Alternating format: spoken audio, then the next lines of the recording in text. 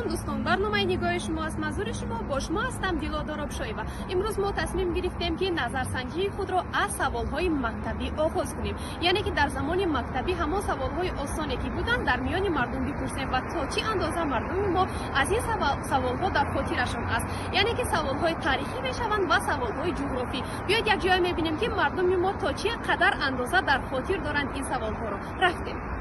هندوستان را با تاج محل میشناسند، پاریژ را با ایفلوی باشنیا، تاجیکستان را با چی میشناسند؟ اسماعیل سمونی. چی خیلی یعنی؟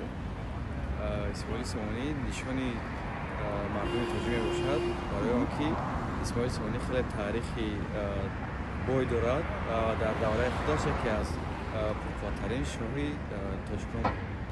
با بدخشان هواپیما پرواز میکند؟ بدخشان نه، برای که در اونجا ایرپورت نیست. نیست؟ عموما ایرپورت نیست. Умуман парвоз накардас? Когда основала Советский Союз? Советский Союз? Да. Когда основан, не знаю, но когда распался. А когда распался? 8 декабря 91-го. Отлично. Хагор Махкамов. А? Хагор Махкамов. Это первый президент. Да, первый президент. Я, кстати, не знала. Да. Мне кажется, что мне прям казалось, что после развала Советского Союза прям сразу же было Мамали Рахмон. Мури Шурави социалистическая кафе Макай Барам Худас. СССР. Бехтарин. Кай Барам Худас?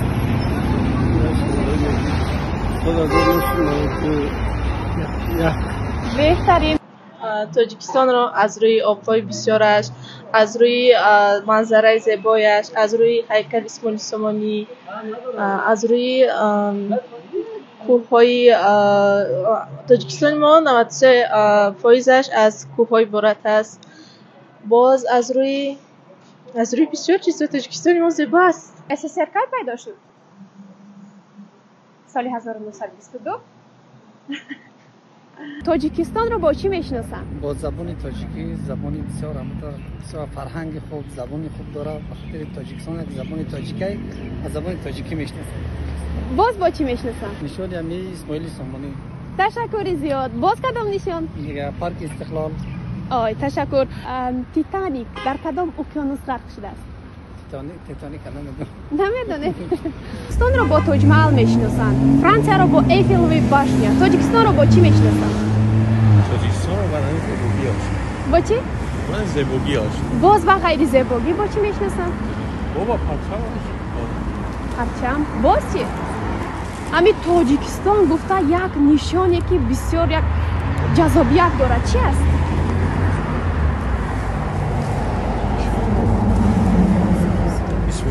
هیکل اسماعیل سمونی. تشکر زیاد. یک سوال آخران دیگر. کل سرز رو میدونید در کجا جایگیر است؟ تشکر زیاد. با این سوال خوب جواب دادید. خب یعنی که در کجای پامیر، در کجای بدخشان جایگیر است؟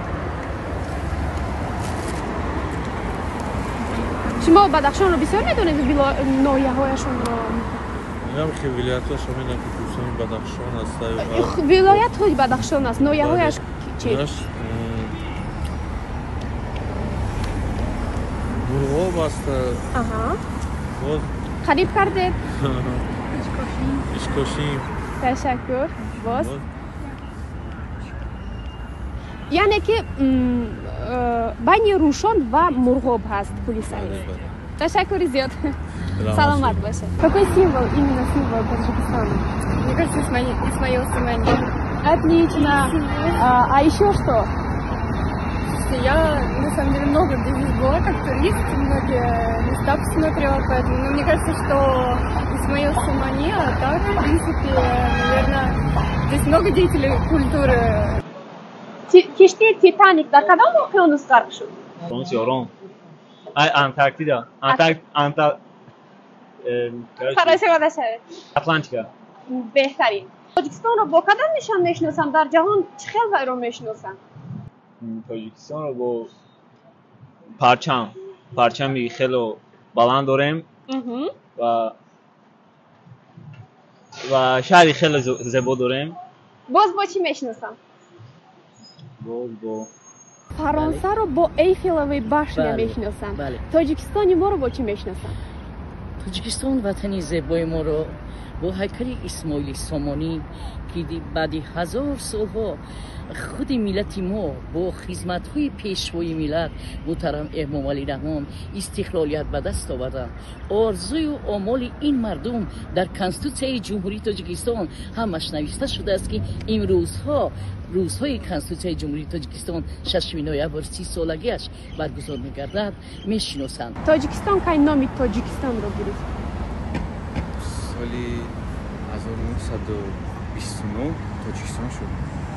از ساستاوی ازبکستان برآمده. از ساستاوی یعنی که در ساستاوی ازبکستان بود و نام تاجیکستان رو نداشت. автономный میگفتن، автономный республика تاجیکستان. ولی سال آخه تاجیکستان نگفتن، نام تاجیکستان رو کی گرفت؟ شک نمی‌کنم.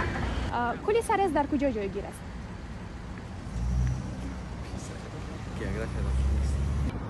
هندوستان رو با تاج محل میشناسن، فرانسه رو با ایفلوی باشنه میشناسن، تاجیکستان رو با چی میشناسن؟ خب تاجیکستان عزیز ما چگونه که میدانیم امروز خیلی پیشرفته است و شهر دوشنبه که یکی از زیباترین شهر به حساب می رود برای که سیاحان نیز این را بیشتر و بیشتر معرفی می نمایند و برای دیگر سیاحان نیز توصیه تماشا می نمایند و زیباییش را نیز وصف می نمایند و امروز تاجیکستان رو ما یعنی با چگونه که می بینیم در اینجا یعنی اسماعیل سامانی گذاشته شده است و همچنین دیگر بلندترین پرچم و باز یعنی بسیار یادگاری های تاریخی داریم، لباس های فرهنگی داریم و چیزهای فرهنگی داریم که یعنی تاجیکستان عزیز ما را از روی آن میشناسند. تشکر. کلی سرز در کجا جایگیر است؟ کلی سرز این در ولایت مختار پسینی بدخشان جایگیر باشد. میدانید که تاجیکستان که استقلالیت به دست آورد؟ استقلالیت 36 سال میشه دیگه بعد سالش 1991. تاجیکستان کی نام تاجیکستان رو گرفت؟ بعد جنگ دوم کی؟ 1941-45. میخواهم که ملت ما بسیارتر کودکانشان را به سیر برند، به جایهای تاریخی، منظرهای تاریخی تاجیکستان را تماشا کنند، به باغ‌های فرهنگی برند، با آنها کتابچه‌های شعری، با آنها کتابچه‌هایی که منظرهای تاجیکستان را معرفی کردند تحفه کنند و رسم‌ها را بیاویزند، با آنها قلم‌های رنگه و ورقه‌ها بدهند که کودکان تصویر سازند، شعرها را از خود کنند، وطن را دوست دارند چون که دوست داشتن وطن هنوز از شیر مادر با علیه زیبای مادر از سری گوهر آغاز می‌یابد. مادر مربی اولین فرزند است. دوستان عزیز این بود برنامه‌ای که برای شما پیشنهاد نمودیم و امیدوار هستیم که برای شما پسند آمد. خودتون دیدید که مردم ما تا چقدر اندازه از سوال‌های مکتبی آگاه هستند و سوال‌های تاریخی و جغرافی را در خاطر خود داشتند. دوستان عزیز اگر خواهید که برنامه ما جالب‌تر شود پس فکرهای خود را در زیر کامنتاری نویسید و برای شما پیشنهاد نمایید که کدام موضوع‌ها را در آینده ما برای شما همچون نظرسنجی پیشنهاد نماییم. خب ما را در اینستاگرام، تلگرام، یوتیوب و فیسبوک پیگیر باشید. صحیفه ما پرس نتیجی همیشه وقت با نوگالی‌های بهتری.